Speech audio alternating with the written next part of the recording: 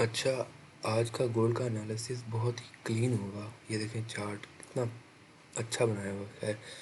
अब हम ना आज एनालिसिस के साथ साथ ना कुछ कंसेप्ट को भी हम स्टडी करेंगे शॉर्टली, ताकि पता तो चले मैं किन की बात कर रहा होता हूँ। तो सबसे पहले हम मंथली में जाते हैं। 3-4 दिनों में ना इस मंथ की कैंडल क्लोज हो जाएगी। इस मंथ की कैंडल क्लोज हो जाएगी तो फिर हमारे पास एक अच्छी हमें मिल जाएगा कि कहाँ ये क्लोज होती है, तो हम अगले मंथ के लिए प्रिपरेशन कर पाएंगे। खैर, अब ये रेंज है, ये इसी वीक की ये लोअर वीक एंड इसी वीक की ये higher week. Shorter time frame में चलते हैं और अपने जोन्स डिफाइन करते हैं कि क्या क्या हमने करना है इस वीक। तो वीकली टाइम फ्रेम में जब हम गए हैं तो हमें एक चीज़ दिखाई दी है यहाँ की, ये बीरिश पिन बार बनती हुई हमें नज़र आई है वीकली। इतनी स्ट्रॉन्ग रिजेक्शन हमें मिली है।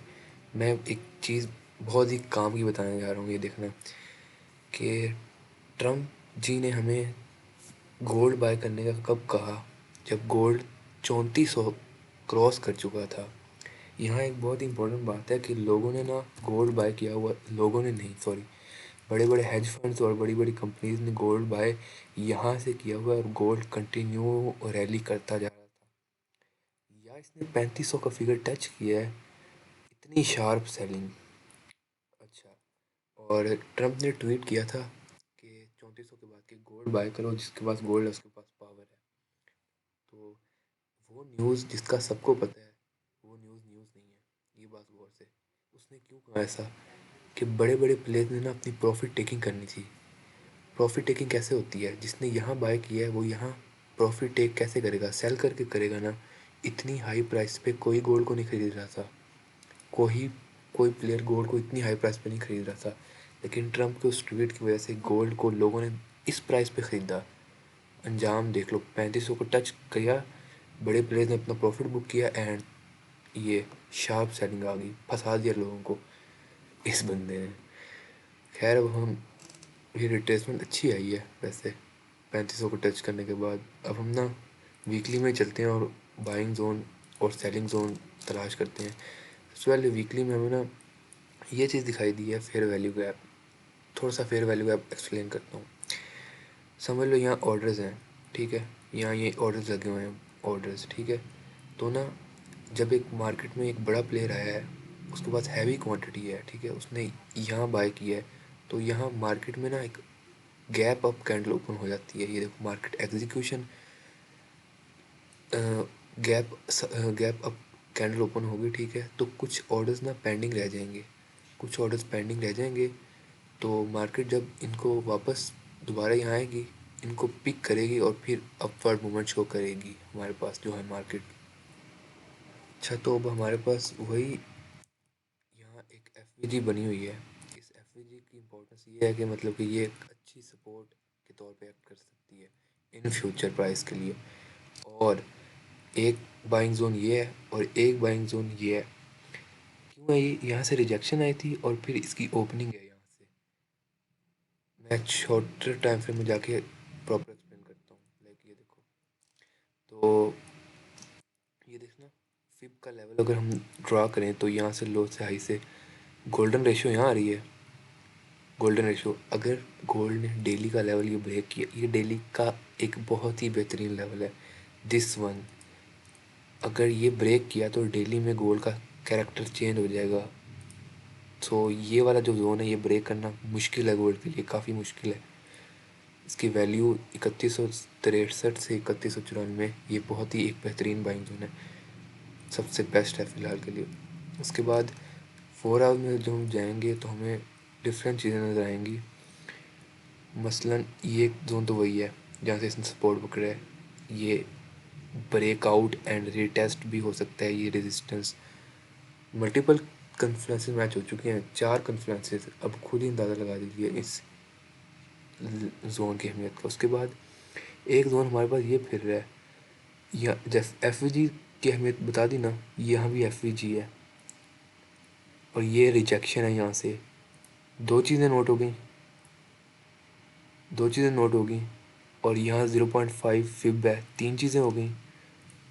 और ये वही लेवल है। और अगर गोल्ड यहाँ आता है ना, तो इन लोज की लिक्विडिटी स्वीप हो जाएगी और फिर तो अच्छी बाइंग आएगी।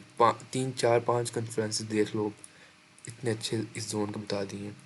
लिक्विडिटी मार्केट के लिए ना फ्यूल है।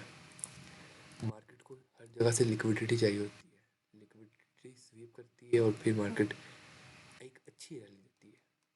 इसकी एग्जांपल भी मेरी आंखों के सामने है।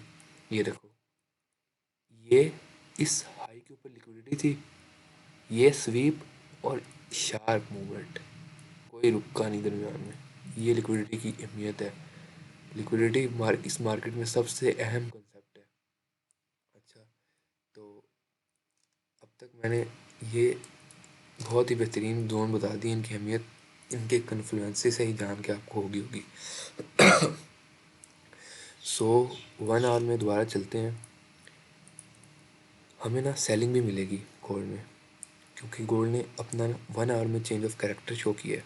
ये देखें, इस जगह पे चेंज ऑफ कैरेक्टर शो किया है, तो गोल्ड सेल में है। और ये ब्रेक ऑफ स्ट्रक्चर भी, जो कि एक एडिशनल कॉन्फ्लुएंस है। सो देखते हैं कहाँ कहाँ से मिल सकती है।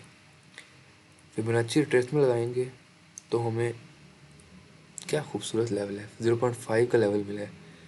इसकी वैल्यू ये देखें, ये यहाँ नोट डाउन की हुई है। एक कन्फ्लुएंस हो गया कि 0.5 फिबोनाची है, एक के यहाँ गैप था, और सबसे अच्छा कन्फ्लुएंस बताऊँ, इन हाइज़ की लिक्विडिटी स्वीप हो जाएगी। ये देखो, इस हाई की यहाँ से हुई थी, और अगर ये यहाँ आता है तो इस हाई, इन दोनों हाइज़ की स्वीप हो जाएगी। और ये एक सप्लाई जोन तो है ही। तो क्या जोन है ना। खैर, इसके बाद एक ये जोन है, इसकी वैल्यू है, ये भी एक अच्छा सेलिंग जोन है फॉर सेलिंग। उसके बाद ना 15 मिनट में भी हमें जोन्स दिखाई दे रहे हैं। 15 मिनट में चीज़ें ना थोड़ी चेंज हुई हैं फॉर शॉर्टर टर्म। 15 मिनट में गोल्ड का कैरेक्टर चेंज हुआ है फॉर बाय। शॉर्टर टर्म में ये बाय जा सकता है। फिर